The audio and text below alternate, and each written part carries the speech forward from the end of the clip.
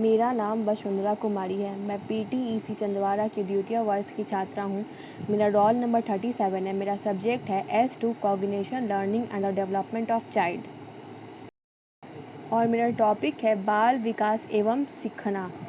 और मेरा प्रश्न है बाल विकास और सीखने में अंतर संबंध, परिचयात्मक समझ, परिपक्वता और सिखाना। बाल विकास और सीखने में संबंध जानने के पूर्व हम बाल विकास तथा सीखना को अलग अलग संक्षिप्त रूप से समझ लेते हैं। तो सबसे पहले हम बाल विकास के बारे में समझते हैं। बाल विकास से तात्पर्य बालक के सर्वांगीण विकास से है। बाल विकास का अध्ययन करने के लिए विकासात्मक मनोविज्ञान की एक अलग शाखा बनाई गई है, जो बालकों के व्यवहारों का अध्ययन गर्भावस्था से लेकर मृत्यु पर्यंत तक करती है। परंतु वर्तमान समय में इसे बाल विकास में परिवर्तित कर दिया गया है, क्योंकि बाल मनोवैज्ञानिक में केवल बालकों के व्यवहार का अध्ययन किया जाता है, जबकि बाल विकास के अंतर्गत उन सभी तथ्यों का अध्ययन किया जाता है जो बालकों के व्यवहारों को एक निश्चित दिशा प्रदान कर विकास में सहायता प्रदान करते हैं। विकास से संबंध परिवर्तन का होना है। बाल विकास में व्यक्ति में मानसिक, सामाजिक, संवेगात्मक तथा शारीरिक दृष्टि से होने वाले परिवर्तनों को सम्मिलित किया जाता है तथा व्यवहारिक परिवर्तनों में जैसे कार्यकुशलता, कार्य क्षमता, व्यक्तिगत स्वभाव में परिवर्तन या सुधार का होना सम्मिलित है। हरलॉक के अनुसार विकास का अर्थ बढ़ने से नहीं है। इसका तात्पर्य बालक की परिपक्वता से है की ओर परिवर्तन का विकासात्मक कर्म है। विकास के होने से बालक या व्यक्ति में विशिष्ट योग्यताएं और विशिष्ट विशेषताएं देखने को मिलती हैं, जो परिपक्वता से लक्ष्य को प्राप्त करने की ओर होता है। सीखना विकास की प्रक्रिया है।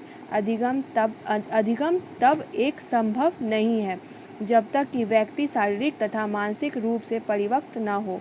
सीखने के कई प्रकार हैं: ज्ञानात्मक, गामक, संवेदनात्मक, अधिगम आदि। सीखने के द्वारा हम ज्ञान अर्जित करते हैं तथा अपने व्यवहार में परिवर्तन लाते हैं। जन्म के तुरंत बाद व्यक्ति का सर्वांगीण विकास होता है और वह इसके माध्यम से जीवन के लक्ष्यों को प्राप्त करता है।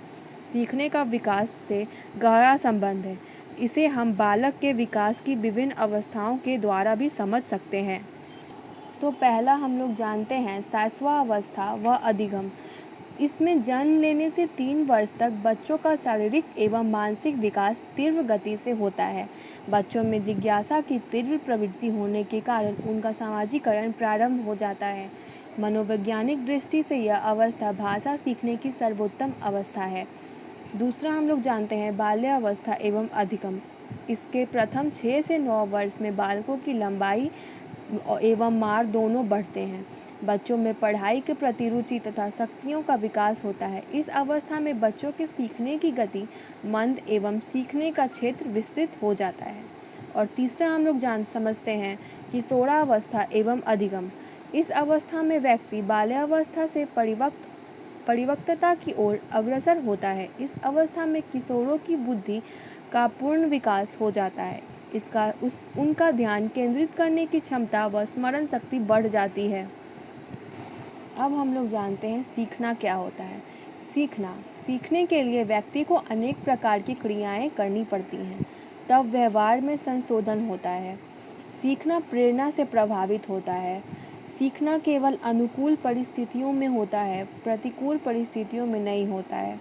सीखने के लिए अभ्यास आवश्यक है। सीखना जीवन पर्यंत चलता है, अर्थात मनुष्य जीवन भर सीखता है। धन्यवाद।